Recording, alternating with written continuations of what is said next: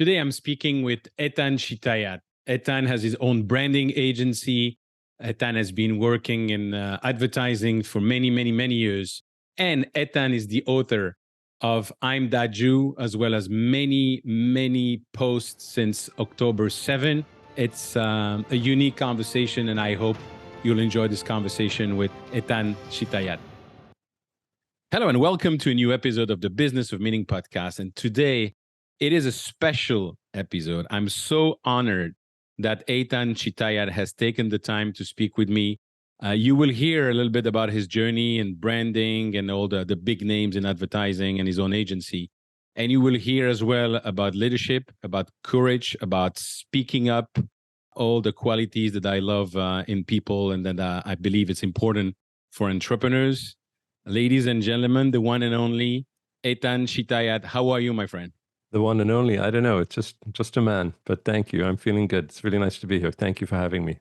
Well, the one and only, the guy who've lived in Hong Kong, London, Tel Aviv, New York, Boston, the one who created his own agency 10 years after working for big names, the one who created I'm That Jew that's been seen by millions of people. There's only one. You're very kind. It sounds really good when you say it, but thank you. Well, it is. But before we get into today and about speaking up about what's going on, I'd love to quickly go through your journey. How did you start in the advertising industry and what made you decide to start your own business 10 years after starting to work? Sure. Well, I started after my second degree. I was doing a master's in communications at Emerson College. And I should have gone out and just gotten a job in marketing. And in the last semester, I signed up for a course, which happened to be creative copywriting. And I just got the bug of creative thinking. And truth be told, I've always been a bit of a creator when I was a kid. And when everyone was out getting a job at the end of their degree, I actually stayed for another 6 months and put together a portfolio, which it used to be an actual physical book of kind of advertising campaigns that were not real to try and get a gig. And I miraculously ended up getting a job as a copywriter on the Volkswagen account at Arnold Worldwide, which at the time was probably the #1 account in the world. And I got very lucky to work with some incredibly gifted writers and art directors. There were 10 writers. I was one of them. And that was my school. And then I worked for a few years in Boston over there. And then Ogilvy and Mather hired me and I went to New York, where I was an associate creative director, a senior copywriter there working on American Express and DHL and all sorts of other big accounts. And then I went to BBDO New York and I was an associate creative director there working on Target and AT&T. And then around 16 years ago, I came back to Israel. I wanted to be closer to my family. That was the reason. Mm-hmm. And I was the executive creative director of TBWA Digital in Israel. They have the international Apple account. And after a year, I decided that wasn't for me. And I started working on my own. And within a year, approximately, I started Natty Branding Agency, which is my small boutique branding agency based out of Tel Aviv. We do only international work. And here I am. Where does Natty come from? Because being from Belgium, and although I'm French native, but I also speak Dutch, Flemish, Natty, Nasi means nation in Dutch. I'll show you. What do you see? If I'm writing left to right or right to left? I don't know. What do you see? How many letters in Natty? 5. How many letters in my name? Oi, Gewalt. Oh my God, is your name, your first name spelled backwards? Okay. It's a funny story. When I was working at Ogilvy and Mather, the online explosion started happening and people moved away from portfolios in physical books to online portfolios. And not many people were doing it. And I tried to get eitan.com. And of course, that was taken. And then I realized, well, no one's going to be able to pronounce Chitayat, my last name. So on a whim, I just wrote Natty and it was available and I bought it. And that was my portfolio from around 20 years ago, my online portfolio. And then that became the name of the agency. So that's what awesome. Natty is. Yeah. That's awesome. Just one question, Eitan, going from large, big firm to starting your own? What decided you to do that? And how were the stress at the beginning to find the first clients? I've always kind of rubbed people the wrong way. Yeah, I had it in my first job. I had it in my second job. I had it in my third job as well, but my boss really liked me. But I have a strong opinion. And at some stage, and also in Israel, it was the same thing when I was working at TBWA. It's not like I rub people the wrong way in terms of I'm a bad guy. I think I just don't know how to manage up. And eventually it got to the stage where I just decided, I'm just going to be independent. And so for the year between leaving TBWA here and forming Natty, I was back and forth between Israel and the United States. I worked at, the Google Creative Lab. I was working at Organic. I was working at BBDO again, all sorts of agencies. And then I started getting my own clients who wanted just copywriting services. Then they wanted copywriting and art directing. And so I would work with an art director, and then they wanted a website. So, and slowly, I started getting some clients that wanted more than just copywriting. And I realized, okay, well, I know how to get business. I don't have to report to anyone. It can be done the way I want to do it. And there's not a lot of politics. There's not a lot of bureaucracy. There's no trial by committee. I like to work lean and mean, and I like to work with the client. I like to sit with the client. And it so Natty was formed, and it's really very small. A lot of people think Natty is a huge agency because of the type of clients that we've worked with and that we continue to work with. But it's very mom and pop. It's not a huge agency. It's decidedly small and intentionally small. And I've said this many times, it's hard to stay small because when you're successful, and defining success is a whole conversation, but success to me is being happy with what you do and being good at it, and making sure that other people are happy with the work that you do. I just realized that it was just working for me. So I've always tried to stay small. I don't want to grow. I don't want to scale. Doesn't interest me. That's so interesting because we're both more member of EO Entrepreneurs Yeah. Organization. And how many times have I heard people say, "I want to scale, I want to scale, I want to scale," and great, awesome, happy for them. At the end of the day, what matters is what you want to be doing and how you're happy, whatever your definition of happiness. But scaling, it's not the only solution in business. No, and listen, I'm in the creative industry. When you're delivering a brand, it's very strategic thinking. It's a lot of thinking and listening, and then that's really half of it. And the other half is expression. It's how to express both with words and narrative and visually. I like both, and I don't like being removed from it. And and I felt this as well. We were talking a little bit earlier when I did the branding for the Jewish Agency for Israel, which is a massive organization. And I worked with a team, and we had a lot of people, but that was a taste of big. And I felt that I was being pulled apart. Yeah. And I didn't want that. So actually, after that branding experience, which was around 2 years of work, I just decided, I could grow.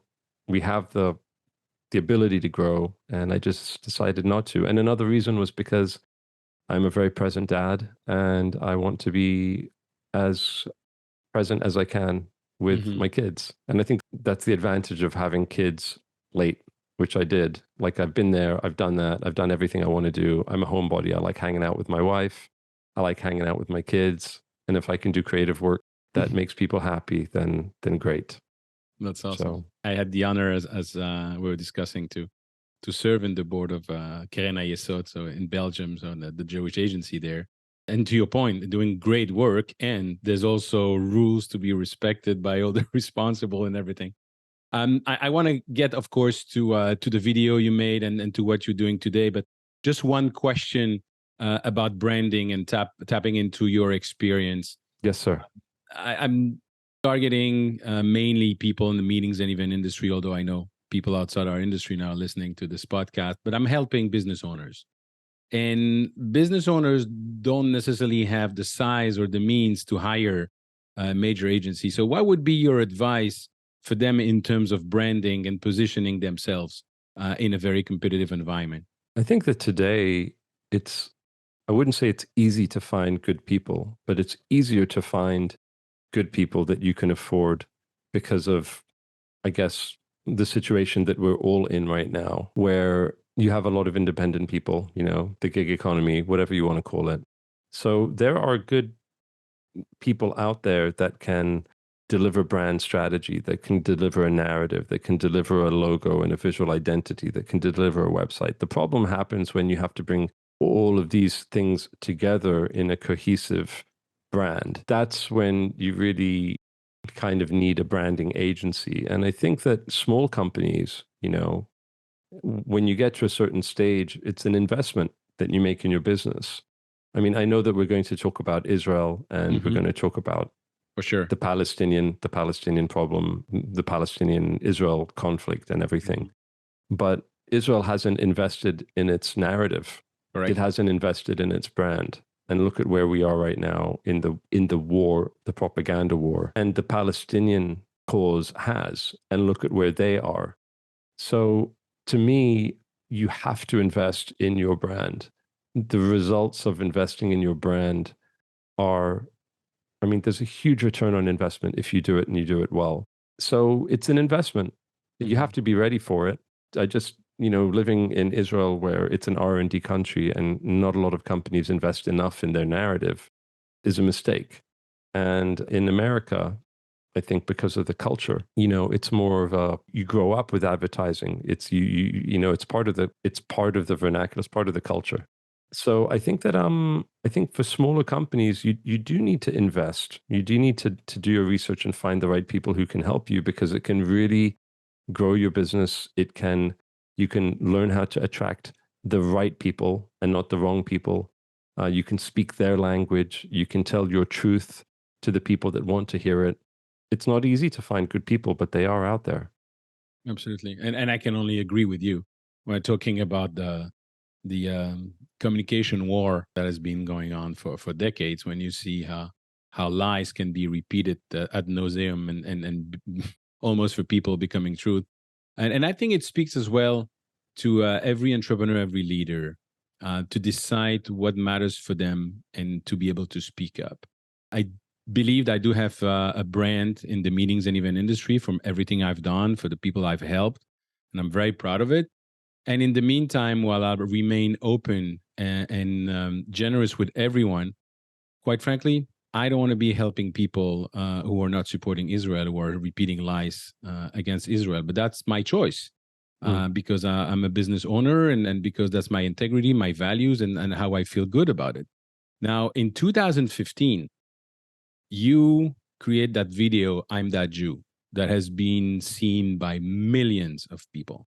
Yes, sir. So, in terms of branding, in terms of choice as a business owner, why did you create that video and what happened afterwards? And for those listening, there's an amazing TEDx that you've done that I've listened to. I even Oh, learned wow. that you like Prince.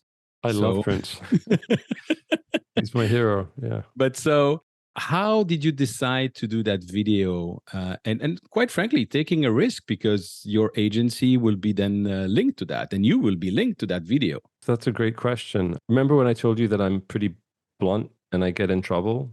That's me. I think I get in trouble because I speak my truth. And there are pros and there are cons to doing that. I wrote I'm That Jew after a friend of mine, and you know this if you watch the TED Talk. She was afraid to say that she was Jewish. She was living in France. And this was after Charlie Hebdo. And I got off the conversation with her. And I was just, how can it be in this day and age that you can't say that you're Jewish? And I just sat down and I wrote, I'm That Jew. And it was a blog post at the beginning. And I put it out there and it started to spread. And then I realized that it would make for a very good piece. And so I started making it. And I'll cut the whole story short to the point where I decided to, it was done. And I was about to launch it. And I had a conversation with my wife. And I said, I want to put this out there now. Around 10 years ago, Jewish people weren't advocating on social media like they are today. I guess I was one of the pioneers of not holding back. And the decision was to put it out anonymously or to put my name on it. And I knew that we would get a lot of heat. I would get a lot of heat. And I decided that, I want to put my name on it. And my wife agreed. So people are always talk about the movie, but one of the things that was the bigger challenge was what do you say when you put it out there? And when I put it out there, I said, my name is Eitan Chitayat and I'm that Jew. And the hope of doing that was, well, if I say that, then maybe it will embolden others to do the same thing. And the beautiful thing about Facebook, and still about Facebook, is that when you put something out there, people know that it's you. And I wanted people to know that it was me. I'm not ashamed. I'm not embarrassed. I'm proud of my heritage. I'm proud of where I come from. I'm proud of being an Israeli. I don't think that we're perfect. I don't think anyone's perfect. So I thought about it and I was like, fuck it. I'm just going to do it. And I did it. And if anyone has a problem with it, then I wouldn't want to work with them anyway. And I still feel that today. It's easier for me, I guess, right now, because now I'm a little older. I have my own agency. I have my clients. I've worked with a lot of incredible companies. But at the same time, if you're younger, I think values are important. Absolutely. I think values are important. And so in this case, I'm just saying that I'm Jewish and I'm proud of being Jewish and everything that comes with being Jewish, warts and all. So, and my personal brand is, I don't think there's much of a difference between what Natty, my branding agency, stands for and its values, and Eitan Chitayat, the brand, his values, and Eitan Chitayat, the human being, his values. So, yeah, I know. Does that answer the question? I don't even know. Absolutely. Absolutely. Well, I actually had the same conversation with my wife when it came to the point of publishing the legacy book I wrote for my daughters. Before it's too late, would explain the rise of Islamism and anti-Semitism in Europe and in Belgium in particular. But as being a pioneer, trust me, I'm not in branding, but I definitely was speaking up as well, which creates some interesting situation back then. But to your point, you have to know your values and stand by your values, even if you're the only one in the room, because at the end of the day, that's linked to your purpose. That's linked to everything you do in life. Yeah, I've always been a bit of I've never been a sheep. I've never been a follower, which is, you mentioned Prince. It's something that I love about Prince is this, he did things his own way. So as a musician and as an artist, I've always loved him and respected him. As a human being, I've heard that he was a bit of an oddball, and I don't know if we would get along, but what I liked about him was that he was committed to himself and to his values. And I think that assuming that your heart is in the right place, I'm all in on that. And I think it's very trendy now, Eric. It's very trendy to talk about values, but there's a lot of bullshit out there too. There's a lot of people who are talking about values and wanting to look good and to say things. But values, and this is true of branding, of good branding, not bad branding, values are not what you say. Values are what you do. Amen. And then say. Yeah. So I strongly believe in my values. That's who I am. And it's always easier actually to live by your values. You don't need to lie. You don't need to pretend. You don't need to have good memory to remember what you say. I don't know if that's true. I mean, I love Jordan Peterson, and he said something very interesting in an interview. He said, you want life to be difficult or you want an adventure, tell the truth. It's really hard to tell the truth. Yes. It's really uncomfortable sometimes to tell your truth. So I don't know that it's easy to live by your values. Living by your values is being that person when everyone's saying, yeah, you're the one that's going to say, hold on, I don't know. Let's think about that. I find it much, and I agree with you, it's tough to do like that, but I find it easier for me just to speak up when I feel so than just holding it.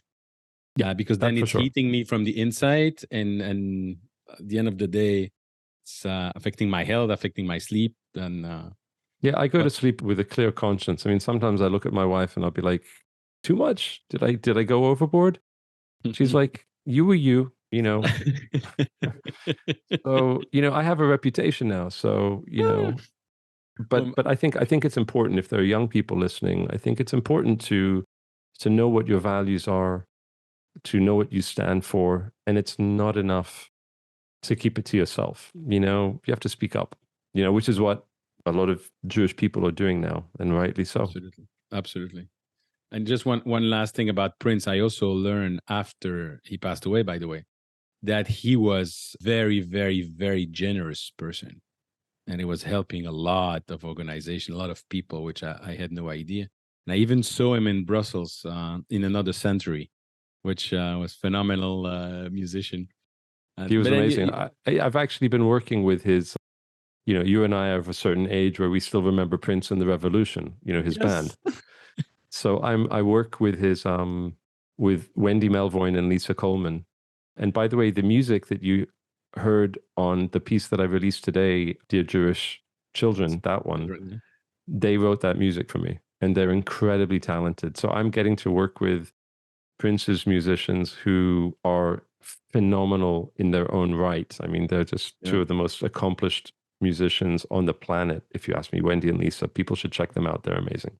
That's awesome. Now, continuing on the values and speaking up, October 7 happens, which is the pogrom, the worst day for Jewish people since the Holocaust, and for anybody who believes in humanity. And since then, you've started posting a lot. I follow you. I share what you post. What was the urge then? And you say, okay, because it's almost like a full-time job you're doing now. It's beyond a full-time job. I'm all in on trying to speak for my people. I was in Germany at a friend's wedding on the morning of October the 7th. I woke up, I heard the news, and I immediately realized and saw, like so many of us did, that this was not a normal skirmish that we've had many, many times before. And I tried desperately to get back home for 3 days. And in those 3 days, I was speaking from hotel rooms and posting about the fact that we're in shock, but we need to speak. The Jewish people need to speak up right now. And our friends and our allies and anyone who is not Jewish should speak up right now. And I started just saying that because A, that's just me. And B, I was alone. I was traveling. I figured I can't get back to Israel from Germany. So I went to Turkey, and I thought maybe I'll try and get a flight from Turkey back to Israel, and I couldn't. So I flew back to Germany. But I was alone in a hotel room at the airport. I was and I was going crazy. So I was talking to the camera. And on the plane back, when I finally got on the plane back, I wrote a narrative, which I called Star of One. And Star of One was something in my head that was very clear. I knew that it would be an animation. And the idea was in my head was all of the triangles of the Star of David. Those represent the Jewish people, and we are together as one. And that was the first real message that I wanted to send the Jewish people, which is the shit has hit the fan. We have Republican Jews and Democrat Jews. We have Jews that are for Netanyahu. We have Jews that are for Gantz and Lapid and all sorts of other people. We have the Jews of the diaspora. We have the Jews of Israel.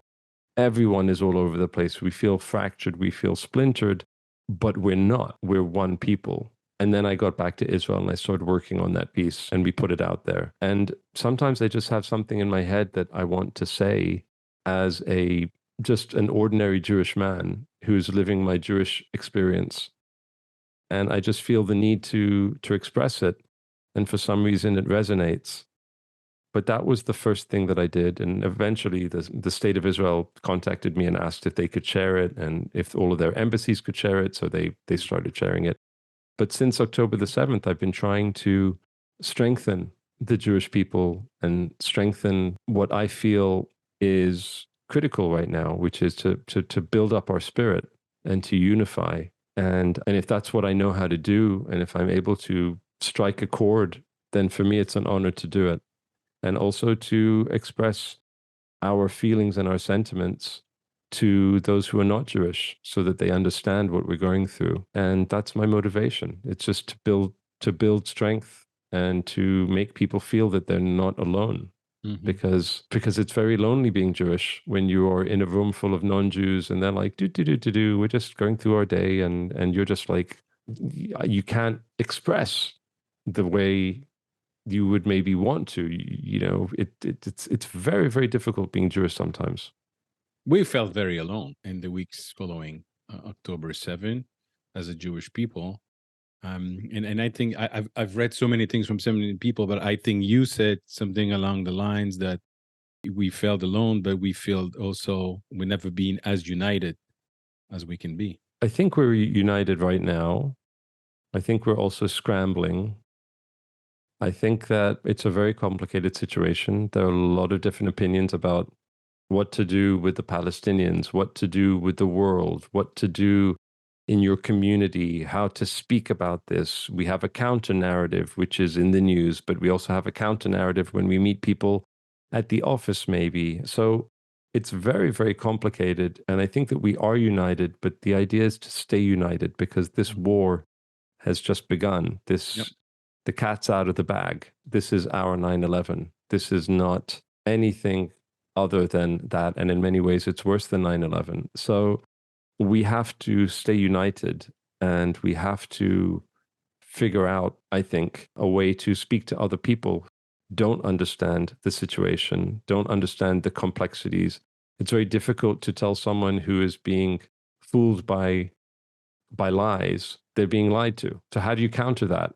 Mhm. When you're behind the curve because we haven't had a narrative, Correct. when you're outnumbered because we are severely outnumbered, and when you're living in a world of sheep, Yes. that they follow what's most popular to say, even if it makes zero sense, because they are ignorant and they're not maybe bad people, but they just don't know. How can you have people who are queer demonstrating for, what the Hamas is doing when Yeah. they would be the first in line to be shot? Or how can Yeah. you talk about the fact that Israel is a white colonialist oppressor when half of Israel is not white? Yeah. How can you talk about apartheid and oppression when we have Arabs that are on our Supreme Court? Or when I was in hospital 3 years ago, out of the 7 doctors that I had, 4 of them were Arab. Yeah. If they don't know, then they're ignorant. So it's complicated, but that's why we need to speak up. Yeah. And people don't know that, and that's something which is like really getting me crazy. But Sinwar, so the guy who's leading Hamas in Gaza, was actually saved by Israeli doctors years ago who operated him on the tumor in the brain. I mean, just insane. And when I hear the word genocide, well, we are obviously not good at genocide if the population grow by several multiple. When I hear, lies like the blockade of Gaza, nobody mentioned that Egypt had the frontier with Gaza, that actually they don't want a Palestinian to come. Nobody mentioning when you say that they're talking about occupation. Occupation of what? Israel moved out of Gaza in 2005. So it's how do you it's almost reminding me of Goebbels. The bigger the lie, the more people will believe it. But now we're talking not only people that are just not educated people. We're talking about people in higher education institution. We're talking about people in politics. We're talking about people in media that are believing those lies. Well, the advantage that the people spreading those lies have is threefold. One is they have a very simple story to tell. Israel is an oppressor. That's the narrative. That's the lie. Hmm. Now, in many ways, we do oppress, but there's a reason. There's a reason why that there are walls that exist between the Palestinians and the Israelis. And if you go back 20, 25 years, there were suicide bombings here. There were buses that were blowing up. I was living here it was awful. So there's a reason why there's a separation. There was a reason why when we left Gaza in 2005 and we left it, that there's a blockade on the sea, that they don't have an airport because Hamas runs it. So it's not just Israel is an oppressor. There's a reason to everything. So they have a very simple narrative and it makes it easier for them. We have a much more complicated narrative and people don't like complicated narratives. They like simple. So when you hear simple, you're like, oh, that makes sense. Yeah, that's easier to repeat. That sticks. That's great branding. I mean, it's great branding in the sense that it's easy to remember and it's easy to get behind. But where I have faith is that brands that are not true, they will crumble and fall.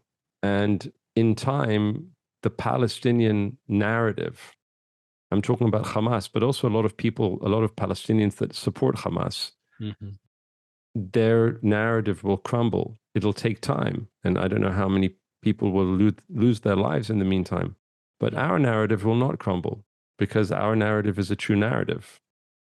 And I think that it's very easy to repeat lies when they're easy to repeat. Yeah. No one wants to read about the complexity of the Middle East. You know, I remember a time when we were young, a long time ago, Eric, Look, when, for you, my friend, I'm very yeah, young. you look very young. I'm older. But there was a time when, you know, you used to read books Yeah. and you used to learn from encyclopedias. And today, today's generation, they go to a Wikipedia page. They learn it on a tweet. They learn it on TikTok. And it's easier to tell lies when they're bite-sized and easy. It's very difficult to counter that. Facts are not facts anymore. And that is the war when we talk about this is coming to you guys soon. This is beyond Israel. That's an epidemic that's going to hurt a lot of people around the world. Yeah. And our children are being programmed to think in a certain way. And unless some really smart people figure out how to deprogram, then I think we're all in a lot of trouble. Yeah. A lot of trouble. I agree, and I see it. This narrative of oppressor on one hand and oppressee on the other hand, which is with all the woke culture that has been spreading like cancer for years. And they put in the oppressee, they put all the minorities, but the Jews, and because we are assimilated to white people, and to your point, 50% of the people in Israel are people of color. Then they put us in the oppressor group without even thinking. But there's also this concept of intersectionality. I know what it is to struggle. I've been struggling all my life because of the bloody Israeli, and I understand you. And then you see unbelievable thing like Native Americans wearing what I call the terrorist scarf from Arafat. Your fight is my fight, and we're going to fight together. And at the end of the day, all the lies are spread.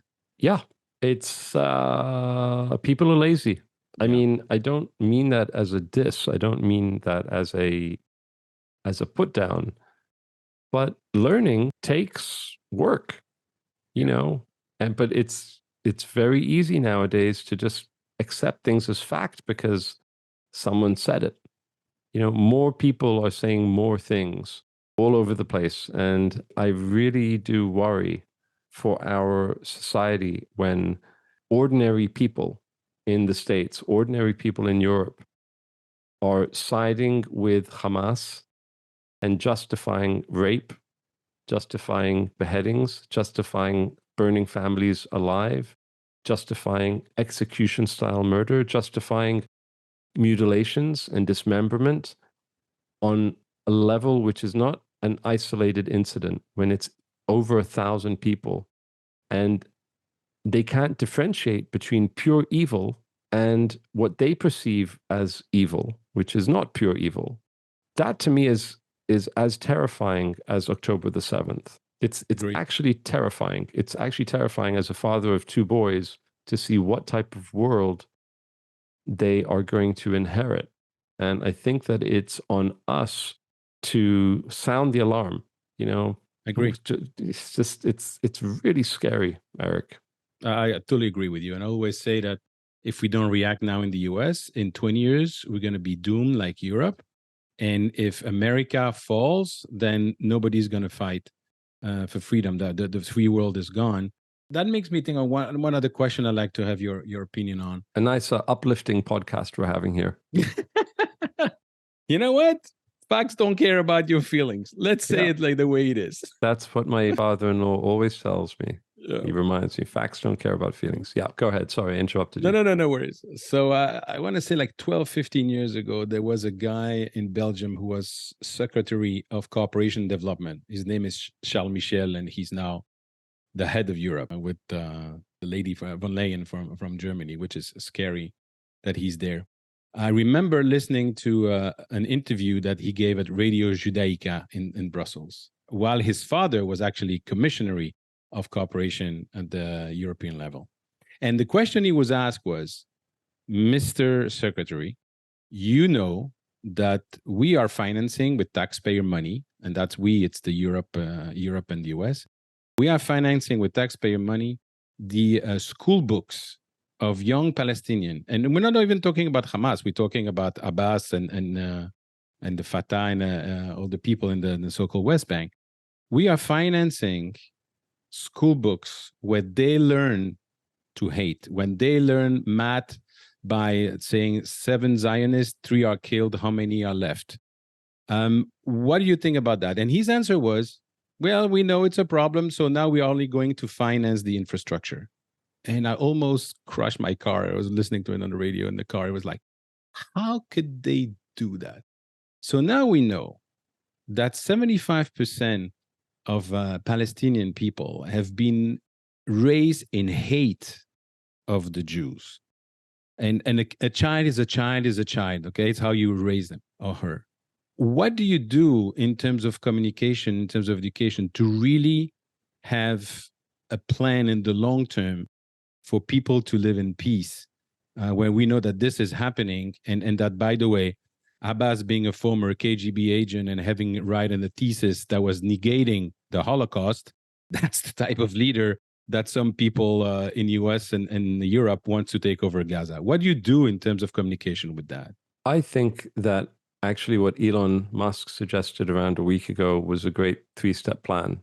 First, you have to obliterate the enemy. You have to absolutely destroy the enemy. You have to destroy Hamas. You won't be able to destroy the ideology. I mean, there are still Nazis around, but you bring them to their knees. You crush them overwhelmingly, and those who support them. Mm-hmm. Then what you do is you bring in entities that are committed to helping the local population get back to some sense of normalcy with rebuilding the country, but also rebuilding the culture, in not to turn it into a Western culture, of course, but to be honest, an honest culture. And then, of course, the third step is to change education, to oversee the education. And I think that if you think about what happened, the end of the Second World War, the Allies decimated, crushed, relentlessly the enemy. They destroyed Germany, absolutely pummeled Germany. I think it was like 8 or 9 million civilians died. German civilians died. And it's not a fun thing. It's an awful thing, but it's a war. And in war, I do believe that there is a right side and there's a wrong side. I don't believe the pacifists that say all war is wrong. Not all war is wrong. Some wars are for the greater good. And I believe in war when it's necessary. Absolutely. I don't like that children are dying, or that women are dying, or that men are dying, even if they're soldiers. I think it's a terrible thing. But, faced with an enemy that's going to destroy civilization as we know it, yeah, you have to fight for it. But they destroyed the enemy. The Allies destroyed Germany. And for decades, the Germans were made to suffer. Like, not suffer, we're going to punish you, but now there's a process of rebuilding, and rebuilding your culture, and so that you can have a seat at the table of the civilized world again. And look at where Germany is now. It wasn't by accident. And I think that that's what has to happen here. Hamas must be absolutely defeated, crushed. I think the Palestinians need to know that for such atrocities, there will be severe consequences, and they can never do that again. But I think that the world needs to come together to ensure that. And the UN, which is in my book, even though they do some good things, they do, I think that they're a joke. We all know in Israel that they're a joke. How Agree. can all of this have happened on your watch? Yep. We've known it for decades, but now the cat's out of the bag. You had hundreds of kilometers of terror tunnels with the headquarters underneath one of them, the main hospital in Gaza. Of course, the fucking UN knew about it. Yeah. Of course, the UN knew about the education that they were getting. Oh yeah, with UNRWA. It doesn't. Yeah. And it doesn't interest me that their lives were in peril. It doesn't interest me that maybe they were being threatened by Hamas. Mm-hmm. They are complicit in educating an entire couple of generations in hating people. Now, well, we in Israel also have extremists in our government, and we do. Mm-hmm. I'm not a fan of these extremists. In fact, I was one of those guys that was in the streets demonstrating for many, many months against them. Mm-hmm. But that's what you have. You have people on the ground who are there to counter and who are not afraid to counter things that you feel are not good for your country. You didn't have that on the Palestinian side, and you still don't, actually. So I think that what Musk said was a great approach to a three-step plan. It's destroy the enemy, get the right people in there to help rebuild, and to re-educate, and of course, bring prosperity, economics, give them a good life. Absolutely. And then Gaza could have been the Singapore of the Middle East. Well, they say that. I mean, that's a very, I think, I don't know if that's true, because you need to have a culture that wants that. And I don't know if this culture wants that. I don't know. I mean, I don't see Palestinians. I mean, I can understand how in the West Bank and in Gaza, well, let's just say in Gaza, I can understand how in Gaza you don't have demonstrations for peace, because either you're brainwashed or you'll be killed, or both. But what I don't understand is I don't understand why we're not seeing hundreds of thousands of Palestinians in Europe and in the West demonstrating for peace, saying what they did was wrong. Mm-hmm. We don't agree with Israel, but we want peace. You don't have to agree with us, but you want peace. So I don't know if the culture is ready for it. So I don't know if it will be a Singapore or if it could be a Singapore. I would rather Gaza remains a fucking dump than it becoming a Singapore run by people that really don't want peace and don't want what peace can bring them, which is not a very nice thing to say, but I would rather, call a spade a spade. I agree with you. And to your point, when you see all the demonstrations that are pro-Israel, it's singing a song of peace. It's all the flags of the countries of Israel and also the US and Europe. It's really peaceful. And then you see all the violent. There is not one pro-Palestinian demonstration I've seen so far, and I wish I would see it, that is peaceful, that is not singing genocidal songs. It's terrible. Ethan, I know that you have a hard stop in a few minutes, but I cannot stop without asking a last question. One of your posts, which resonate a lot with me, is Shalom, motherfucker. And you're talking about the UN. I totally agree with you. The UN is, I mean, for me, they should be defunded and kicked out of the US. But Red Cross didn't do their job. People didn't speak up. Or every time that I'm getting crazy when people say, yes, there was 7th of October, but. So tell the audience about the content of Shalom Motherfucker and how you came up with that. Shalom Motherfucker, believe it or not, I wrote it 10 years ago. I wrote Shalom Motherfucker when our 3 Israeli boys were abducted by the Hamas and who were then subsequently murdered. And for weeks and weeks and weeks, Israel was looking for these boys. And it was very traumatic for the country. And then they were murdered and war broke out with Hamas. And on Facebook, again, just like I'm That Jew, Shalom Motherfucker was actually before. What I wrote was before I'm That Jew. People, again, weren't speaking up. And what happened was a colleague of mine, I wouldn't call him a friend, but a colleague of mine started posting things on his Facebook page that were against Israel, but were pretty anti-Semitic. And I just deleted him. I just said, fuck this. I don't want, I'm getting bombed.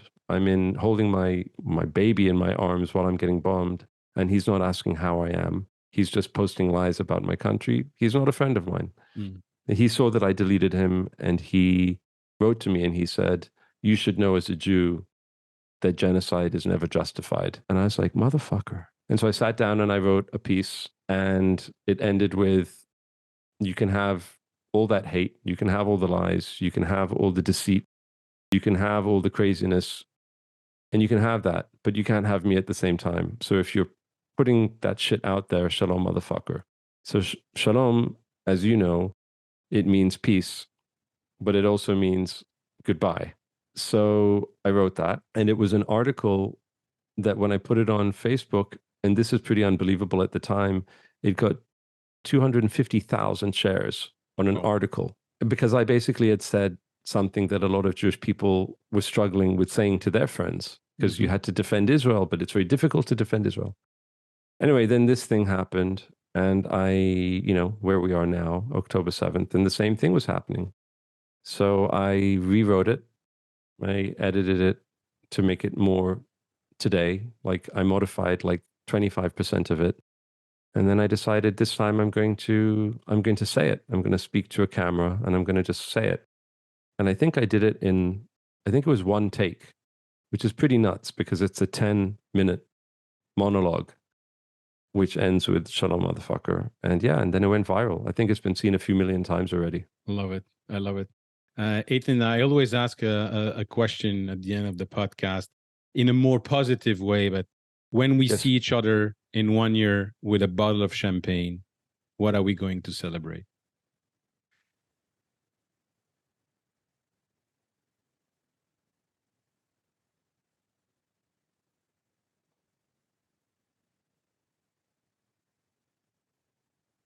Silence is okay.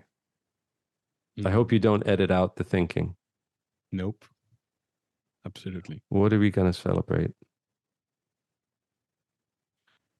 We're going to celebrate good people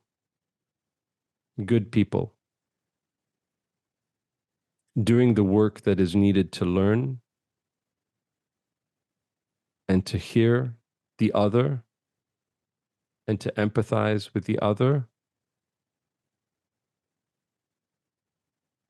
And for those people to win over intolerance and blind hatred,